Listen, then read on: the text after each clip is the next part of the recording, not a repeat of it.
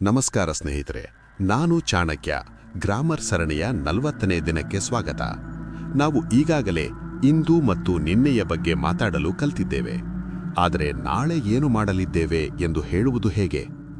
ಇದನ್ನೇ ಇಂಗ್ಲಿಷ್ನಲ್ಲಿ future tense ಅಥವಾ ಭವಿಷ್ಯತ್ಕಾಲ ಎಂದು ಕರೆಯುತ್ತೇವೆ. ಈ ಟೆನ್ಸ್ನಲ್ಲಿ ಒಂದು ಮ್ಯಾಜಿಕ್ ಪದವಿದೆ, ಅದುವೇ ವಿಲ್. ಈ ಒಂದೇ ಒಂದು ಪದವನ್ನು ಬಳಸಿಕೊಂಡು ನೀವು ಸಾವಿರಾರು ಭವಿಷ್ಯದ ವಾಕ್ಯಗಳನ್ನು ರಚಿಸಬಹುದು. ಭಾಗ 1, ಸಿಂಪಲ್ ಫ್ಯೂಚರ್ ಟೆನ್ಸ್ ಅಥವಾ ಸಾಮಾನ್ಯ ಭವಿಷ್ಯತ್ಕಾಲ. ಇದರ ಸೂತ್ರ ಅತಿ ಸರಳ. Subject plus will plus verb ಅಂದರೆ ಮೊದಲ ರೂಪ. ಇಲ್ಲಿ ಹಿ, ಶಿ, ಇಟ್ ಬಂದರೂ ವರ್ಬ್ ಬದಲಾಗುವುದಿಲ್ಲ. ಐ ವಿಲ್ ಗೋ ಅಂದರೆ ನಾನು ಹೋಗುವೆನು ಅಥವಾ ಹೋಗ್ತೀನಿ.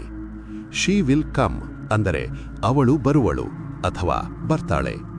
ದೇ ವಿಲ್ ಪ್ಲೇ ಅಂದರೆ ಅವರು ಆಡುವರು ಅಥವಾ ಆಡ್ತಾರೆ.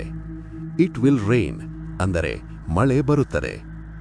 ಭಾಗ 2, ನಕಾರಾತ್ಮಕ ವಾಕ್ಯಗಳು ಅಂದರೆ ನೆಗೆಟಿವ್ ಸೆಂಟೆನ್ಸಸ್. ಒಂದು ಕೆಲಸ ಮಾಡುವುದಿಲ್ಲ ಎಂದು ಹೇಳಲು ವಿಲ್ ಪಕ್ಕದಲ್ಲಿ ನಾಟ್ ಸೇರಿಸಬೇಕು. ಇದನ್ನು ಸಂಕ್ಷಿಪ್ತವಾಗಿ ವೋಂಟ್ ಎಂದು ಕರೆಯುತ್ತೇವೆ. ಐ ವಿಲ್ ನಾಟ್ ಗೋ ಅಥವಾ ಐ ವೋಂಟ್ ಗೋ ಅಂದರೆ ನಾನು ಹೋಗುವುದಿಲ್ಲ. ಹಿ ವೋಂಟ್ ಟೆಲ್ ಅಂದರೆ ಅವನು ಹೇಳುವುದಿಲ್ಲ. ವಿ ವೋಂಟ್ ಫರ್ಗೆಟ್ ಅಂದರೆ ನಾವು ಮರೆಯುವುದಿಲ್ಲ. ಭಾಗ 3, ಭವಿಷ್ಯದ ಬಗ್ಗೆ ಪ್ರಶ್ನೆ ಕೇಳುವುದು. ಬೇರೆಯವರ ಪ್ಲಾನ್ ಬಗ್ಗೆ ಕೇಳುವಾಗ ವಿಲ್ ಪದವನ್ನು ವಾಕ್ಯದ ಆರಂಭಕ್ಕೆ ತನ್ನಿ. ವಿಲ್ ಯು ಕಮ್ ಅಂದರೆ ನೀನು ಬರ್ತೀಯಾ? ವಿಲ್ ದೇ ಹೆಲ್ಪ್ ಅಂದರೆ ಅವರು ಸಹಾಯ ಮಾಡ್ತಾರಾ? ವೆನ್ ವಿಲ್ ಯು ಕಾಲ್ ಅಂದರೆ ನೀನು ಯಾವಾಗ ಫೋನ್ ಮಾಡ್ತೀಯಾ? ಸ್ನೇಹಿತರೆ, 40 ದಿನಗಳ ಕಾಲ ನೀವು ತೋರಿಸಿದ ಆಸಕ್ತಿ ನಿಜಕ್ಕೂ ಮೆಚ್ಚುವಂತಹದ್ದು. ಟೆನ್ಸ್ ಬಗ್ಗೆ ಈಗ ನಿಮಗೆ ಒಂದು ಸ್ಪಷ್ಟ ಚಿತ್ರಣ ಸಿಕ್ಕಿದೆ ಎಂದು ನಂಬುತ್ತೇನೆ. ಇವತ್ತಿನ ಹೋಮ್ವರ್ಕ್ ಇಲ್ಲಿದೆ.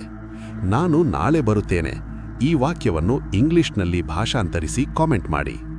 ನಾಳೆ ನಾವು ಈ ಗ್ರಾಮರ್ ಸರಣಿಯ ಒಂದು ಸಣ್ಣ ರಿವಿಷನ್ ಮಾಡಿ ನಂತರ ದಿನನಿತ್ಯದ ಸಂಭಾಷಣೆಗಳಲ್ಲಿ ಗ್ರಾಮರ್ ಅನ್ನು ಹೇಗೆ ಅಳವಡಿಸಿಕೊಳ್ಳುವುದು ಅಂತ ನೋಡೋಣ. ಧನ್ಯವಾದಗಳು.